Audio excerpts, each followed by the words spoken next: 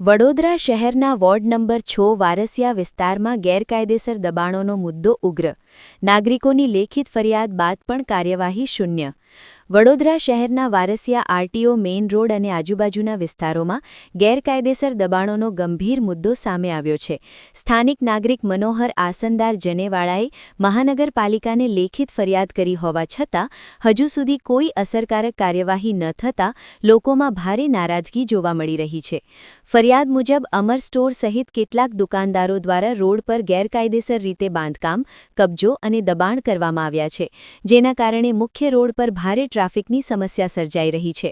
રાહદારીઓ, વાહન ચાલકો, મહિલાઓ, વૃદ્ધો અને શાળાના વિદ્યાર્થીઓને રોજિંદા જીવનમાં ભારે મુશ્કેલીનો સામનો કરવો પડી રહ્યો છે. આ વિસ્તાર નજીક શિવાલય મંદિર અને જુગલદાસ મંદિર જેવા ધાર્મિક સ્થળો આવેલા છે, જ્યાં દર્શન માટે આવતા શ્રદ્ધાળુઓને પણ આ દબાણોના કારણે પરેશાની સહન કરવી પડી રહી છે. વારંવાર અકસ્માતોની શક્યતા ઊભી થઈ છે. તેમ છતાં તંત્ર દ્વારા આંખ આડા કાન કરવામાં આવી રહ્યા હોવાનો આક્ષેપ કરવામાં આવ્યો છે. ફરિયાદમાં ઉલ્લેખ છે કે શહેરના જવાબદાર અધિકારીઓ, ઝોન કચેરી, ટાઉન પ્લાનિંગ વિભાગ અને દબાણ શાખાને વારંવાર રજૂઆત કરવામાં આવી હોવા છતાં માત્ર નોટિસ આપી દેખાવ પૂરતી કાર્યવાહી કરવામાં આવી છે, પરંતુ દબાણો હટાવાયા નથી. નાગરિકોનું કહેવું છે કે જો શહેરના અન્ય વિસ્તારોમાં દબાણ હટાવવામાં આવે છે તો અહીં કેમ નહીં? શું કોઈ દબાણકારોને રાજકીય કે અધિકારીય રક્ષણ મળી રહ્યું છે? આવા સવાલો હવે ઉઠી રહ્યા છે. હવે જોવાનું રહ્યું કે આ લેખિત ફરિયાદો અને પુરાવાઓ સામે આવ્યા બાદ વડોદરા મહાનગરપાલિકા ક્યારે જાગે છે અને ગેરકાયદેસર દબાણો સામે કડક કાર્યવાહી કરે છે કે પછી નાગરિકોની આ અવાજ ફરી એકવાર ફાઇલોમાં જ દબાઈ જશે. મનોહરભાઈ આસનદાર જાનેવાલાની મારું નામ છે અને હું સામાજિક કામ કરું છું અને કાયદેસરનો એટલે નિસ્વાર્થી જ કામ કરું છું. જનતાની તકલીફ જોઈને જ કામ કરું છું, જનતા માટે કરું છું, કોઈ મારા માટે નથી કામ કરતો હું. આ જેટલું બધું વારસિયા વિસ્તારમાં ગેરકાનૂની દબાણો છે બધાને હટાવવું જોઈએ. પહેલાં તો દારૂનગરી હતી, હવે તો હાત્યાનગરી થઈ ગઈ છે. મોટી મોટી ગાડીઓ આવતી હોય છે અને બધું કેટલી મોટી મોટી, જેના લીધે કેટલાક એક્સિડન્ટ થાય છે. મારે પણ થયેલું છે અહીંયા એક્સિડન્ટો. તો આ બધું હટાવવું જોઈએ. કેટલી ગેરકાયદેસર પ્રોપર્ટી હશે અને કેટલા પર દબાણ થયું હશે? ઓછામાં ઓછો જો મારી સાથે જો મ્યુનિસિપલ કમિશનર સાહેબ જાતે આવતા હોય તો બધું બતાવો કે આ બધું છે. બધું કોર્પોરેશનના મોટા અધિકારી આવતા હોય જે લોકો સોગંદ દીધા છે કે અમે દેશના રક્ષા કરીશું અને દેશ માટે બધું કરીશું, અમે નિસ્વાર્થી કામ કરીશું અને કોઈ એટલે ભ્રષ્ટાચાર વગરના અધિકારી મારી સાથે આવે તો બધું બતાવું એમને. એ વખતે પ્રધાનમંત્રીને એક મારી પાસે કટિંગ પડી છે.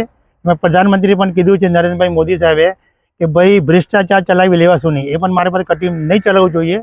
આ દેશને અને દેશને આપણો દેશ અખંડ છે, ભારત દેશ, એને ખંડિત કરવા આપણે નહીં દઈએ. ખંડિત કરનારવાળાને સામે કાર્યવાહી થવી જોઈએ. દેશ કઈ જગ્યાએ દબાણ થયું છે અને કેવું દબાણ થયું છે?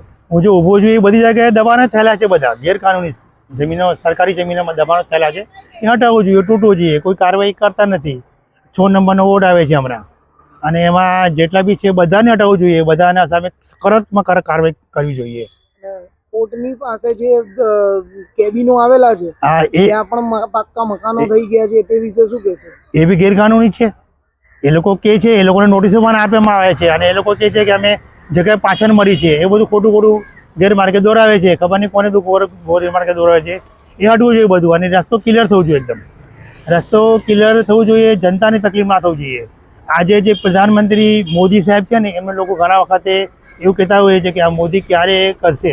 મોદીને માનને પ્રધાનમંત્રી નરેન્દ્ર મોદી સાહેબ કહેવા માંગે છે કે એટલે આ લોકો હટવું જોઈએ બધું. પ્રધાનમંત્રી સુધી તો વાત એ બધું પહોંચે નહીં, પણ આ જો નીચેના અધિકારીઓ છે એ જ કામ કરશે ને. પ્રધાનમંત્રી થોડી આવીને કામ કરશે. જો કોર્પોરેશન છે, આ કલેક્ટર ઓફિસ છે, આ દબાણ શાખા છે, આ બધા કોઈ કશું કરતો નથી. દબાણ શાખાવાળા આવે છે અને જતા રહે છે. બિલકુલ એ લોકોને ઉઠાવી લેવું જોઈએ. એકદમ ફટાફટ કાર્યવાહી કરવી જોઈએ. ઉઠાવીને તાત્કાલિક બોલ્ટેજરો છે, શું નથી કમી બોલો? આ લોકો બોલ્ટેજર જીસીબી મશીન નથી, ત્યાં કોઈ લાઇટ પેલા એ કનેક્શનો કાપવાવાળા માણસો નથી, ત્યાં સ્ટાફ નથી. આગળ છે શું આ લોકો? કેમ આ લોકોએ આ ટર્ન અટકાવીને રાખ્યો છે બધા?